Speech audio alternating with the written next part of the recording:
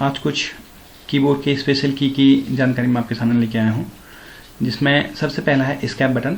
तो escape button का use होता है डायलॉग बॉक्स को बंद करने के लिए। अगर आपके कोई मैसेज बॉक्स खुलते हैं या कोई फाइल को बंद करने के लिए कोई डायलॉग बॉक्स खुलता है तो उसको बंद करने के लिए आप एस्केप बटन का यूज़ कर सकते हैं। फाइल को सेव करने के लिए यस के लिए शॉर्टकट होता है वाई, नो के लिए शॉर्टकट होता है एन और कैंसिल के लिए शॉर्टकट होता है एस्केप बटन। तो एस्केप बटन का यूज़ आप डायलॉग बॉक्स को बंद करने के लिए कर सकते हैं। टैब बटन का यूज होता है, टैब बटन का एक यूज होता है आप अगर टेबल के अंदर काम कर रहे हैं तो आपकी टैब बटन आपकी रो को बढ़ाने का काम भी करता है। नीचे को आप रो बढ़ाते हुए नीचे को आ जाएंगे, टैब बटन की सहायता से आप रो को बढ़ाने का काम भी करते हैं। और टैब बटन का एक काम होता है कि अगर आप ज़्यादा स्पेस देने के लिए भी होता है, ये शब्दों के बीच में ज़्यादा स्पेस देने का काम भी करता है। अगर आपने कोई शब्द लिखा है और उसके बीच में नॉर्मल स्पेस दे रहे हैं तो स्पेस का यूज़ करेंगे, अगर ज़्यादा स्पेस देना चाहते हैं तो टैब बटन का यूज़ करेंगे। उसके बाद ऑल्ट के साथ टैब बटन अगर आप प्रेस करते हैं तो ये डायरेक्शन, ये जो मिनिमाइज फाइलें होती हैं उनको रन कराने का काम भी करता है। डेस्कटॉप में जितनी मिनिमाइज फाइलें आपकी होंगी उनको रन कराने का काम भी करेगा। उसके बाद एक टैब बटन का यूज ये होता है कि अगर आप किसी शब्द को डायरेक्ट कहीं जंप कराना चाहते हैं तो टैब लगा करके आप उसको डायरेक्ट अपने एक स्थान से डायरेक्ट टैब के जगह पर जंप करा सकते हैं। यहाँ पर मैंने टैब लगा रखा है, आप देख रहे होंगे लेफ्ट टैब लिखा आ रहा है। तो जहाँ पर मैं लेफ्ट टैब लगाऊंगा ये जंप करते हुए जाएगा। ये अब ये पहले 2 में जाएगा, फिर उसके बाद से 5 में जाएगा। तो ये आपका जंप करने का काम करता है। टैब के 5 प्रकार होते हैं, ये इनकी जानकारी मैं आपको कभी किसी वीडियो में दे दूंगा। तो ये टैब की जानकारी हो गई। उसके बाद बात आती है आपकी कैप्स लॉक की। कैप्स लॉक का यूज़ अगर आप कैप्स लॉक का यूज़ करते हैं, इंग्लिश टाइपिंग में कैप्स लॉक का यूज़ करता था। इंग्लिश टाइपिंग में कैप्स लॉक कीबोर्ड को ओपन करने के लिए होता है, कीबोर्ड को कैपिटल लेटर में बदलने के लिए होता है कैप्स लॉक। और हिंदी टाइपिंग में इसका ज़्यादा यूज़ नहीं होता है। हिंदी टाइपिंग में आपका शिफ्ट बटन चलती है और कैप्स लॉक ज़्यादा यूज़ नहीं होता उसमें। तो कैप्स लॉक का केवल इंग्लिश टाइपिंग में यूज़ हम करते हैं, कैपिटल लेटर को कीबोर्ड को पूरे कैपिटल लेटर में बदलने के लिए कैप्स लॉक का यूज़ होता है। फिर बात आती है आपकी शिफ्ट बटन की। शिफ्ट बटन का यूज़ एक तो हिंदी टाइपिंग में होता है शिफ्ट के साथ, बिना शिफ्ट के साथ। अगर आपने हिंदी टाइपिंग की है तो आपको पता होगा कि हिंदी टाइपिंग में बिना शिफ्ट और शिफ्ट दोनों चलती हैं। कुछ चीज़ें शिफ्ट के साथ निकलती हैं, जैसे मैं लिख रहा हूँ एक, ये शिफ्ट के साथ मैं आधा एस निकाल रहा हूँ। तो दोस्त लिखने के लिए मैंने शिफ्ट का यूज़ कर रखा है। और ये चेक करने के लिए आप इसको फॉन्ट को इंग्लिश में करेंगे तो आपको पता चल जाएगा कि ये एल जो है कैपिटल लेटर में लिखा गया है, इसलिए यहाँ पर आधा 100 आ रहा है। और ये शिफ्ट के साथ यूज हुआ है। अगर हिंदी टाइपिंग में देखेंगे आप तो शिफ्ट और बिना शिफ्ट दोनों चलती हैं। उसके बाद बात आती है control plus shift plus greater than. एक कमांड होती है आपके कंप्यूटर में फॉन्ट का साइज बढ़ाने के लिए, कंट्रोल शिफ्ट ग्रेटर देन अगर आप करते हैं तो बड़ा फॉन्ट कर देगा ये, और अगर लेस देन करेंगे कंट्रोल शिफ्ट तो ये छोटा फॉन्ट कर देगा। फॉन्ट का साइज घटाने बढ़ाने का काम भी करता है। डायरेक्ट अगर आप करना चाहते हैं तो यहाँ से ग्रो फॉन्ट और सिंक फॉन्ट का यूज भी कर सकते हैं, और यहाँ से भी आप यूज़ कर सकते हैं फॉन्ट का साइज घटाने का बढ़ाने का, ये घटाने के लिए और ये बढ़ाने के लिए। तो ये फॉन्ट का साइज घटाने का बढ़ाने का काम भी करता है। फिर बात आती है कंट्रोल बटन की। कंट्रोल बटन का यूज़ कुछ शॉर्टकट की के साथ होता है, जैसे कंट्रोल एक्स कट करने के लिए। जैसे मैं राम मैंने लिखा है, कंट्रोल एक्स मैंने इसको कट कर दिया और उसके बाद मैं पेस्ट करना चाहता हूँ तो कहीं भी पेस्ट कर सकते हैं आप इसको। जैसे कोई नए डॉक्यूमेंट में अगर आप पेस्ट करना चाहते हैं तो मैं यहाँ से इसको अगर यहाँ ले जाऊँगा तो ये पहले मेरे को फॉन्ट हिंदी करना पड़ेगा यहाँ, क्योंकि अगर मैं इंग्लिश में करूँगा तो इंग्लिश में लिखाएगा उसको ये। और अब मैं पेस्ट करता हूँ, सॉरी, तो इसको मैं यहाँ पर दिखा सकता हूँ। तो ये कट कॉपी पेस्ट का काम भी करता है। शॉर्टकट कंट्रोल एक्स से control V control C cut copy paste के शॉर्टकट के रूप में भी यूज होता है कंट्रोल। और कंट्रोल के साथ अगर आप होम की के ऊपर जो लाइन बनी होती है QWERT, अगर आप कोई शब्द लिखते हैं यहाँ पर, सपोज मैं यहाँ पर लिखता हूँ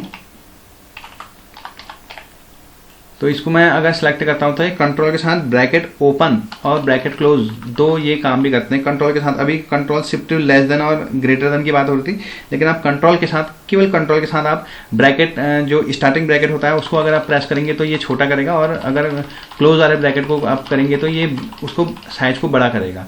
केवल कंट्रोल के साथ आप इसका यूज़ कर सकते हैं। उसके बाद बात आती है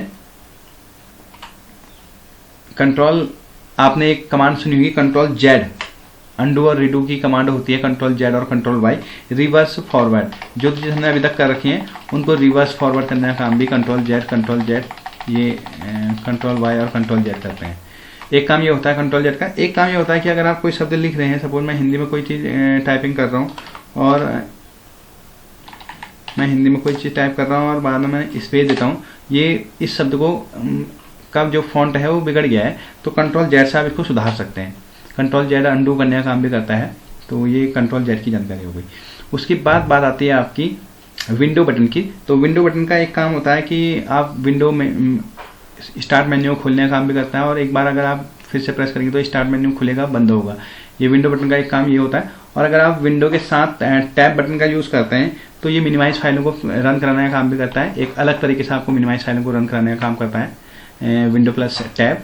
और विंडो के साथ अगर आप डायरेक्शन की का यूज़ करते हैं तो विंडो डायरेक्शन की से फाइल को छोटा बड़ा भी करता है। छोटा करने का काम मैंने आपको बता दिया, लेकिन छोटा करने से फ़ायदा क्या होगा, आप दो फाइलों में एक साथ काम कर सकते हैं। जैसे पावर पॉइंट आपने खोला और एक आपका वर्ड खुला है, एक आपका पावर पॉइंट खुला है, तो इस शब्द को मैं कॉपी करके यहाँ से पावर पॉइंट में मिला सकता हूँ। और ये यहाँ इंग्लिश का हो रहा है क्योंकि यहाँ इंग्लिश फॉन्ट कर रखा है, सॉरी हिंदी फॉन्ट करना पड़ेगा मुझे वहाँ पर ये। और अगर कोई चीज़ मैं यहाँ पावर पॉइंट में बनाता हूँ और उसको बाद में आप माइक्रोसॉफ्ट वर्ड में दिखाना चाहते हैं तो माइक्रोसॉफ्ट वर्ड में भी उसको ले जा सकते हैं। जैसे मैंने यहाँ ये चीज़ बनाती है और इसको मैं कॉपी पेस्ट कर सकता हूँ वर्ड में।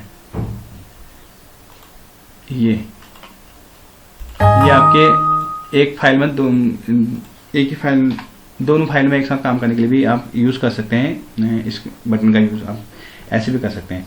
विंडो के साथ डायरेक्शन की का यूज़ होता है। और विंडो के साथ अगर आप पॉज ब्रेक का यूज़ करते हैं तो ये आपका पूरे सिस्टम की जानकारी आपको दे देता है। अगर आप पॉज ब्रेक का यूज़ करते हैं तो विंडो के साथ पॉज ब्रेक आपके पूरे सिस्टम की जानकारी आपको दे देता है, विंडो प्लस पॉज ब्रेक। उसके बाद आती है बात ऑल्ट बटन की। ऑल्ट बटन का यूज़ भी हिंदी टाइपिंग में होता है। एक तो हिंदी टाइपिंग में होता है, ऑल्ट के साथ कुछ डायरेक्शन की का यूज़ हम करते हैं। जैसे 0188 ऑल्ट के साथ ब्रैकेट ओपन करने के लिए होता है, ऑल्ट के साथ 0189 ब्रैकेट क्लोज करने के लिए होता है। और ऑल्ट प्लस F4 अगर आप करते हैं तो ये फाइल को बंद करने का काम भी करता है। नो और यस, देखिए माइनस के निशान भी आ गए हैं, तो फाइल को बंद करने का काम भी करता है ऑल्ट प्लस F4। ऑल्ट के साथ अगर आप टैप करते हैं तो ये मिनिमाइज फाइलों को रन कराने का काम भी करेगा, मैंने अभी आपको बताया था। ऑल्ट के साथ अगर आप स्पेस का यूज़ करते हैं तो ये आपके रिस्टोर, मिनिमाइज और क्लोज करने का काम भी करता है फाइल को। यहाँ पर जो माइनस के निशान है ये इसके शॉर्टकट है R, N और C, ये काम भी आपका ऑल्ट के साथ होता है। और एक ऑल्ट के साथ ये होता है कि ऑल्ट अगर आप प्रेस कर रखेंगे तो यहाँ पर आपके मेन्यू बार के सारे शॉर्टकट आपको दिख जाएंगे। जैसे होम के, N इंसर्ट का, P पेज लेआउट का।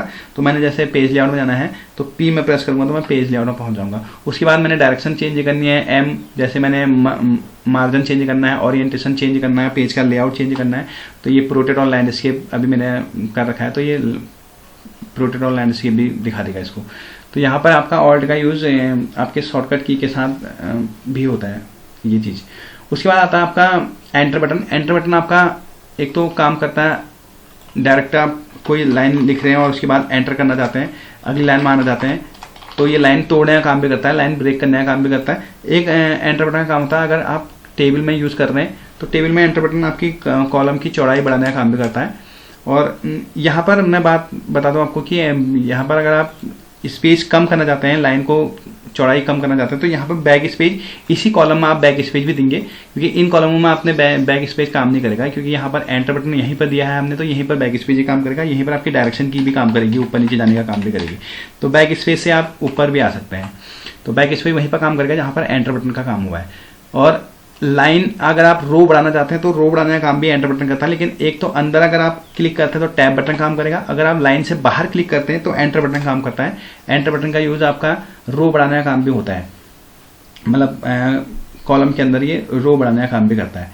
उसके बाद बात आती है आपके प्रिंट स्क्रीन बटन की। तो प्रिंट स्क्रीन बटन क्या होता है कि प्रिंट स्क्रीन बटन जैसे हमारे मोबाइल में होता है एक स्क्रीनशॉट लेने के लिए, वैसे ही प्रिंट स्क्रीन बटन का काम होता है। मैंने एक प्रिंट स्क्रीन बटन प्रेस करके आपको दिखा रहा हूँ, मैंने प्रेस कर दिया प्रिंट स्क्रीन बटन। उसके बाद मैं जो मैंने स्क्रीनशॉट ले रखा है वो आपका ये है, ये स्क्रीनशॉट के रूप में आपका पावर पॉइंट में दिखा दिया मैंने। तो प्रिंट स्क्रीन बटन का काम होता है स्क्रीनशॉट लेने का। उसके बाद बात आती है स्क्रॉल लॉक की। तो स्क्रॉल लॉक का काम एक तो कुछ गेम खेलने के लिए होता है, और एक हम जब बूटिंग हम फॉर्मेट करते हैं कंप्यूटर को, सिस्टम को फॉर्मेट करते हैं, तो वहाँ पर बूटिंग में भी हम स्क्रॉल लॉक का यूज़ करते हैं। और एक होता है उसमें डॉस में कुछ कमांडो के रूप में हम स्क्रॉल लॉक का यूज़ करते हैं। तो ये जानकारी आपको अगर पसंद आए तो चैनल को लाइक करना ना भूलें। धन्यवाद।